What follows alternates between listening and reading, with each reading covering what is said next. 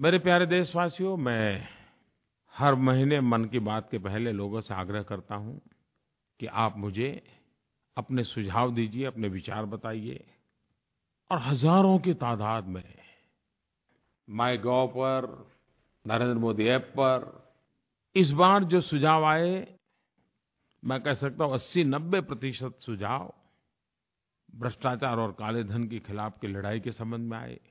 नोटबंदी की चर्चा आई। इन सारी चीज़ों को जब मैंने देखा तो मैं मोटे-मोटे तौर पे कह सकता हूँ कि मैं उसको 3 भागों में विभाजित करता हूँ। कुछ लोगों ने जो मुझे लिखा है, उसमें नागरिकों को कैसी-कैसी कठिनाइयाँ हो रही हैं, कैसी असुविधाएँ हो रही हैं, इसके संबंध में विस्तार से लिखा है। लिखने वालों का दूसरा तबका वो है जिन्होंने ज़्यादातर उन बातों पर बल दिया है कि इतना अच्छा काम, देश की भलाई का काम, इतना पवित्र काम, लेकिन उसके बावजूद भी कहाँ-कहाँ, कैसी-कैसी धांधली हो रही है। किस प्रकार से बेईमानी के नए-नए रास्ते खोजे जा रहे हैं, इसका भी ज़िक्र लोगों ने किया है। और तीसरा वो तबका है जिन्होंने जो हुआ है उसका तो समर्थन किया है, लेकिन साथ-साथ ये लड़ाई आगे बढ़नी चाहिए। भ्रष्टाचार, काला धन पूर्णतया नष्ट होना चाहिए, इसके लिए और कठोर कदम उठाने चाहिए तो उठाने चाहिए। ऐसा बड़ा ही बल देकर के लिखने वाले लोग भी हैं। मैं देशवासियों का आभारी हूँ कि इतनी सारी चिट्ठियाँ लिख करके मुझे आपने मदद की है। श्रीमान गुरु मणिकेवल ने माइगोव पर लिखा है, काले धन पर लगाम लगाने का यह कदम प्रशंसा के योग्य है। हम नागरिकों को परेशानी हो रही है, लेकिन हम सब भ्रष्टाचार के खिलाफ़ लड़ रहे हैं और इस लड़ाई में हम जो सहयोग दे रहे हैं, उससे हम खुश हैं। हम भ्रष्टाचार, काला धन इत्यादि के खिलाफ़ मिलिटरी फोर्सेस की तरह लड़ रहे हैं। गुरु मणिकेवल जी ने जो बात लिखी है, देश के हर कोने में से यही भावना उजागर हो रही है। हम सब इसको अनुभव कर रहे हैं।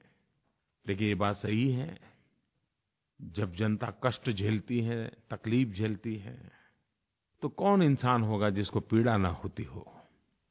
जितनी पीड़ा आपको होती है, उतनी ही पीड़ा मुझे भी होती है।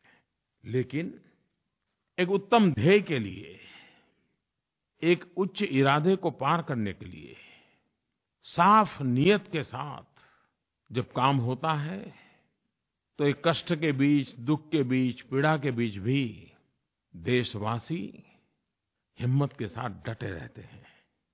ये लोग ही असल में एजेंट ऑफ चेंज, बदलाव के पुरोधा है। मैं लोगों को एक और कारण के लिए भी धन्यवाद देता हूँ कि उन्होंने न केवल परेशानियाँ उठाई हैं, बल्कि उन चुनिंदा लोगों को करारा जवाब भी दिया है जो जनता को गुमराह करने की कोशिश कर रहे हैं। कितनी सारी अफ़वाहें फैलाई गई। भ्रष्टाचार और काले धन जैसी लड़ाई को भी सांप्रदायिकता के रंग से रंगने का भी कितना प्रयास किया गया। किसी ने अफ़वाह फैलाई, नोट पर लिखे स्पेलिंग गलत है। किसी ने कह दिया नमक का दाम बढ़ गया है।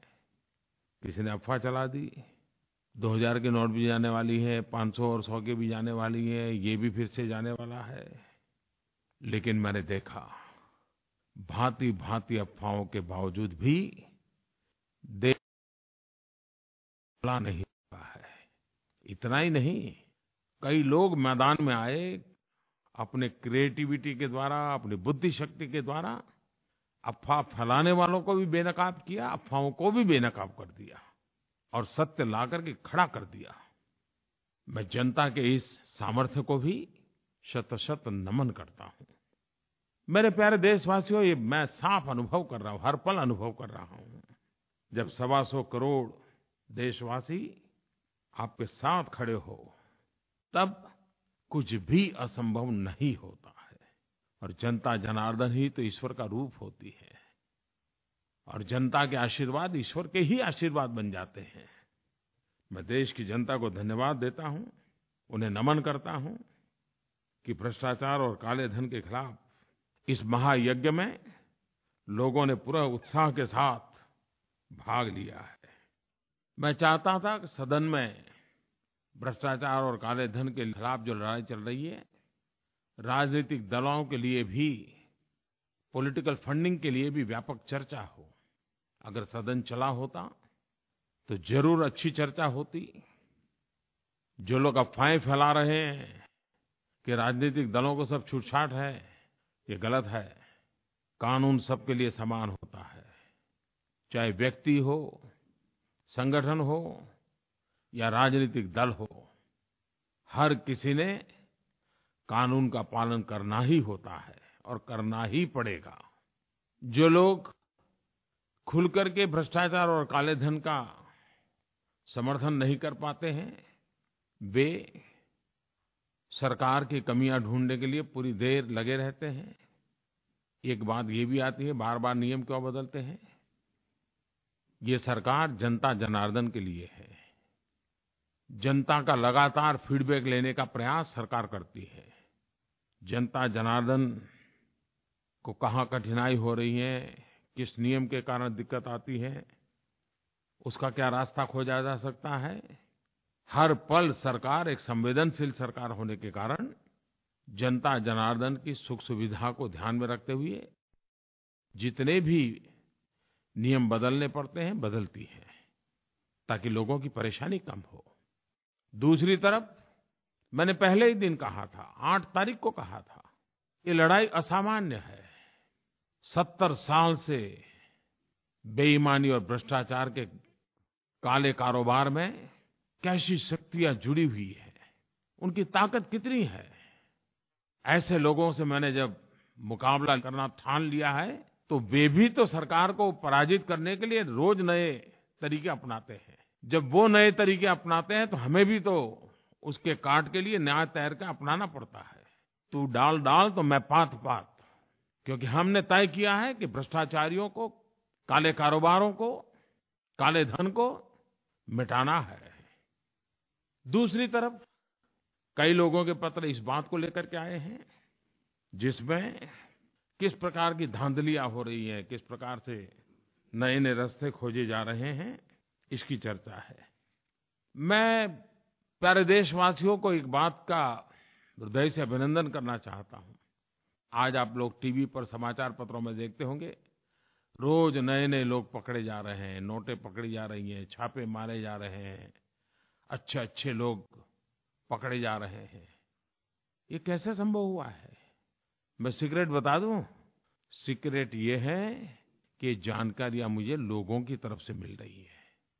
सरकारी व्यवस्था से जितनी जानकारी आती है, उससे अनेक गुना ज्यादा सामान्य नागरिकों से जानकारियां आ रही है। और ज्यादातर हमें सफलता मिल रही है, वो जन सामान्य की जागरूकता के कारण मिल रही है। कोई कल्पना कर सकता है, मेरे देश का जागरूक नागरिक ऐसे तत्वों को बेनकाब करने के लिए कितना रिस्क ले रहा है, और जो जानकारियां आ रही हैं उसमें ज्यादातर सफलता मिल रही है।